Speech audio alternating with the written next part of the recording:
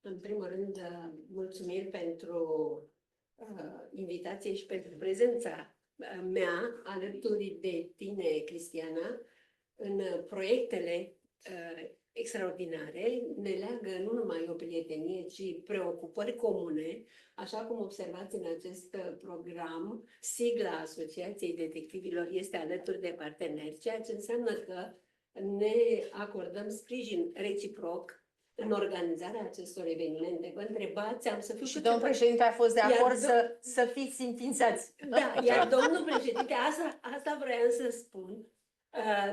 Deci, sub semnătura dumneavoastră, au înțeles, pentru că a fost o luptă lungă, să înțeleagă de ce este necesară, de ce este necesară o activitate ca aceasta, investigația privată în România. Simplu, în câteva cuvinte, ancheta aparținea doar autorităților și în mod normal și democratic trebuie să existe și opozantul, cel care poate să facă o anchetă privată în căutarea adevărului și ilustrarea lui într-un raport. Ne unesc, v-am ascultat cu foarte mare atenție, multe lucruri, dar cele mai importante, aș spune eu, sunt pasiunea de a face un lucru. Deci nu se poate să faci investigație privată fără pasiune. Aici nu există ceas, program, cartelă, a intrat la ora 7. Cauți în investigația ta adevărul atât cât te țin puterile și mai ales cunoștințele. Trebuie să înveți foarte mult. Nu există un detectiv sau un investigator bun la toate. În timp de la François Vidocq încoace, așa a început investigația privată în 1834 în Franța, de la François Vidocq încoace lucrurile s-au schimbat radical. În Spania, vă dau un exemplu, există facultate de detectivi particulari în fiecare centru universitar. Deci ei au considerat că nu poți să faci această profesie fără o specializare, fără studii, fără să știi precis să faci. Nu poți să faci de toate la fel de bine. V-am spus doar așa câteva cuvinte. În Anglia s-a sărbătorit 100 de ani, am fost împreună cu Cristiana, de la fondarea Asociației Investigatorilor Britanici, cea mai veche din lume. Și am dus și mesajul dumneavoastră la momentul acela. Avem cea mai importantă manifestare în domeniul acesta în România, este Școala de Vară și sunt și o româncă orgolioasă. Am spus, dacă Sherlock Holmes este londonez, dacă François Vidocq este francez, trebuie să fie și o școală, să fie ceva prin care românii să rămână cumva în istorie. Această școală are deja 20 de ani, se ține în Carpați, așa este subtitrată, Școala din Carpați, și aici, anul ăsta, anunț cu foarte mare bucurie, vom avea peste 30 de indieni. Ce înseamnă lucrul acesta? Ei sunt 11 milioane de investigatori acolo. Deci este ceva, sigur, raportat la... Așa, asta vreau să spun.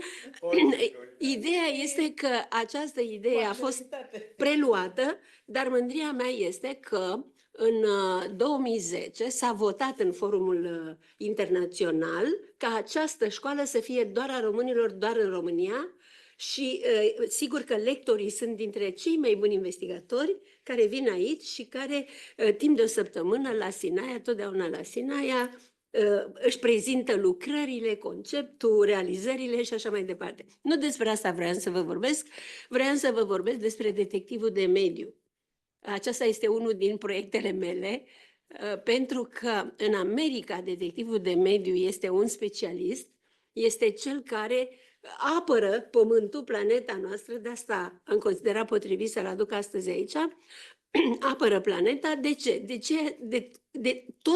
De toate gesturile noastre ca oameni care o trăvesc. Și sigur că sunt echipe specializate care cercetează deversarea în râuri, otrăvirea de la tot felul de fabrici, cu autorizații sau fără, legale sau medicamente și așa mai departe, care ajung și otrăvesc mediul. Asta este o școală internațională foarte importantă. Eu mă străduiesc să conving autoritățile române și mai ales cele care se ocupă de mediu că și la noi este extrem de necesar să avem așa ceva. Sunt lucrări în care s-a demonstrat cu mare greutate și știți cum, adică primind, dacă vreți, multe uși închise în față, că se aduc deșeuri de ilegal, se introduc în România și otrăvesc mediul nostru, da, pământul nostru. Regii gunoaielor, Da. degeaba au fost Iar în domnului regii președinte, și cu gunoaielor, asta da. închei, fiindcă totuși nu vreau să lungesc mai mult, vreau să vă povestesc despre aspretele din Vâlsan, pentru că da, și domnul președinte, vreau să știți că a fost datorită acestui, nu datorită, din cauza acestui asprete, aria a fost declarată arie protejată. Acum s-au remuțit. Da, și să vedeți poveste. S-au găsit niște domni care vroiau să construiască acolo, pe malul Vâlsanului și fel de lucruri, să facă demersuri, să ridice acest statut de arie protejată și aspretele este da, fără limite, da, și au spus că acest asprete nu mai există. Și o acțiune mică a detectivilor a fost chiar să prindă 3 peștișori din ăștia. Da. Și am demonstrat că aspretele acela există, nu se poate să... adus de acasă, nu? Da, l-am adus de acasă. Nu se poate să... Nu se... Da, deci l-am scos, l-am filmat și pus la loc în...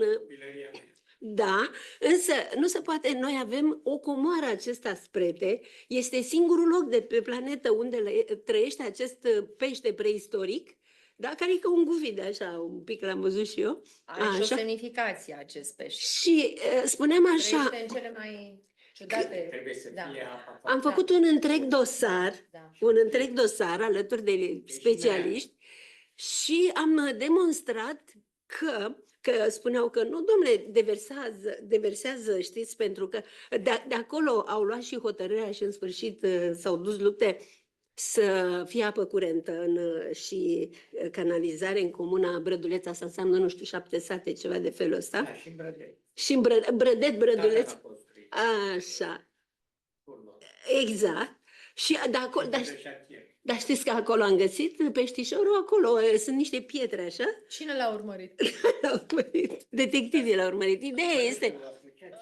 Da, exact. Și alături de ei am venit și am spus, uite, noi facem voluntari. Soția lui Ioana, că nu mai este aici, Da. a fost directorul Institutului Geologic, care era Acolo. și soția lui lucra la România Liberă. Și ea Și- a făcut asociația... Aspretele, da, exact. Și dar ideea este că acest pește, care sigur e o comoară națională, trebuie un bun, trebuie să științifică, dar e la noi și am putea să... Dar știți cum ați văzut în alte țări, au un bolovan, îi fac o poveste și toată lumea se duce și plătește acolo și zici că uite, te-ai dus și ai vizitat bolovanul magic. Ori noi avem atât de lucruri valoroase, frumoase, care, sigur, promovate. Trebuie unici. Trebuie să... Da. Vă spun și povestea pe scurt. A spretelui. Ăsta la Brădet, acolo, interbelic, era un loc al elitei din București care se ducea acolo. Dar și acum are devenit, să știți. Da, se construiseră 3 pavilioane care Și erau apele. ale fratelui lui Arghezi. Fratele lui Arghezi, nu putea nume chiar Georgescu, fiul lui era coleg cu mine la liceu. Și astea au fost rechiziționate de regim, nu naționalizate, ei le-au luat și prima etapă au făcut-o pentru Universitatea București. Și acolo veneau vara studenții și profesorii la Universitatea București. Unul din studenți, ce înseamnă să ai calități de om de știință. Eu le spun mereu, curiozitatea e prima calitate. N-ai curiozitate, mai departe nu mergi. Poți să n-ajungi om de știință, dar nu este om de știință care să nu fie curios. Și unul dintre studenți, după mreană, căutau acolo, nu e păstrățul mreană, a găsit unul care nu semăna cu mreană. Și ăsta era student în anul 4, de diplomă, Și s-a dus la profesorul, domnule, unde este? Și l-au căutat în dicționar. Nu semăna cu nimic. Cu nimic. Dicționar de pești. Nu era net atunci. Dicționar de pești l-a căutat. El a dus profesorului lui. E adevărat, profesorul s-a trecut pe el, l-a uitat pe student. Asta se întâmplă în viață. Cu unii profesori. Da, cu unii profesori. Da, alții promovează. Și, într-adevăr, s-a profitat și această doamnă de la România Liberă, care după aia a fost soția ambasadorului, a creat asociația asta. Și eu mă bucur foarte mult că am aflat cine a... Da, da, e și- mare lucru ce faceți asta. Să știți, această idee de detectiv pentru mediu este extrem de importantă. Că nu putem să ne lăsăm pe DNA, care acționează cum acționează. Și am făcut dosare, într-adevăr. Acesta a fost unul dintre, mă mândresc cu el, unul dintre cele mai documentate, bineînțeles. Am demonstrat, am răspuns la toate întrebările care au fost puse, dacă există, câți, că a fost o întreagă acțiune și poveste acolo, dar ideea era că avea să fie scoasă această zonă din arie protejată, ceea ce însemna că și regulile de construire și de industrie Și a făcut cu pădurile. și cu pădurile, nu, exact. Când ați avut pădurile, știți că am avut o discuție cu Brădetu, Da, știu. pentru că au ras acolo, ce făceau? Nu tăiau copacii bolnavi. Nu, ci, Îi exact. tăiau copacii sănătoși și îi lăsau pe aia bolnavi ca să justifice că i-au tăiat pe aia Pe aia sănătoși. sănătoși. Crezând că Bine. toată lumea e la fel. Și acolo este biserica Ticăloșia care... n-are limite. Acolo este și biserica Actitoria lui Mircea cel Bătrân, care este iarăși un monument istoric. Dar pentru care, datorită corupției, mă zbat în timpul președinției, n-am vrut. Dar 25 de ani am vorbit cu toți miniștrii culturii, i-am dus pe toți și nu s-a făcut nimic, pentru că cei de la monumente, până nu primesc bani, popa mi-a spus că i-a dus țuică, nu vrem bani. Bani, da, exact. Și da, încă trag, că îl cunosc și eu la fel pe preotul de acolo. Ăla e foarte bun, datorită lui mai e în picioare. Da, este un om cu mult suflet și care iubește locul acela și acum caut documentele, că detectivul este și detectiv de bibliotecă, de arhive și așa mai departe. Două lucruri vă mai spun și am închis. Caut documentele schitului Brădet, pentru că acolo, pe locul acestei biserici, a fost un schit foarte vechi pe vremea turcilor. Da, și Metoc, așa. după aia a trecut în Metoc. Exact, dar trebuie să... Casa mea, casa părinților Care mei, este câte- una din Chilii. Pe locul uneia din chiliile. Ei, acolo eu acum cercetez asta cu oamenii de la mine, să găsim documentele în E arhive, mare. să demonstrăm lucrul acesta. Și mai nou, și cu asta am încheiat, oamenii sunt interesați de istoria lor. M-am uitat la acest volum pe care eu l-am de la ziua dumneavoastră și foarte interesant și istoria, de fapt, a Levantului și a originilor celorlalte culturi și civilizații. Oamenii își caută în România originile. Noi nu avem cultura rădăcinilor noastre și să demonstrăm cine suntem, ce înaintași am avut, genetica noastră, de fapt, ce au făcut înaintașii noștri. Și cu acest prilej, să știți că am găsit lucruri foarte interesante legate de oameni și am lansat mă laud acum, am și o emisiune care se numește Sub lupa investigatorului și dumneavoastră știți că aveți